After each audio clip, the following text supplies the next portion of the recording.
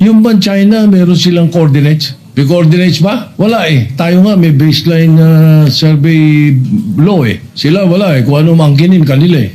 So, I want to find out where are the coordinates of China in the West Philippine Sea. Ayan po yung mapa ng China. Makikita po ninyo yung 6.1.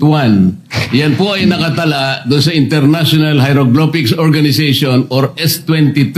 Lahat po ng coordinates nandyan. Kaya nga po pinoproblema natin, hanggang ngayon, wala pa po tayong ganyan. Kasi bago po tayo makapagpatala ng ating sariling pangalan ng dagat, katulad ng West Philippine Sea, hindi lamang po declaration ang kailangan natin eh. Nagdi-declare tayo ng 200 nautical miles. Hindi naman po tayo nagdi-deposit ng mapa na may coordinates doon sa United Nations. Wala pong mangyayari. Yun po yung proseso eh. Tingnan po ninyo yan. 6.1 yan po yung South China Sea. Hindi po ninyo makikita ang West Philippine Sea. Kaya po tayo nagtatalo dahil yung ating West Philippine Sea kailanman hindi mag-a-appear dyan hanggat hindi po nagagawa ni Commodore Tariela yung dapat niyang gawin. Imbes na gawa na siya ng gawa ng caricature, dapat mag-submit na siya nung mga coordinates na kailangan po para ngayon makapagpatala tayo ng sarili nating pangalan ng dagat. Ito nga po kaya ako kahit napakahirap ay gusto nating pag-aralang mabuti kasi dito po nagkakaroon ng hindi pagkakaunawaan. Akala natin may nangunguha ng saang ganang atin samantalang yung sa ganang atin hindi pa naman natin alam kung hanggang saan ba siya. Kaya po disputed ngayon eh. Kahit na po in-award ang West Philippine Sea o yung ating exclusive economic zone, it's still a disputable waters. Dahil nga, wala pa tayong coordinates na isasubmit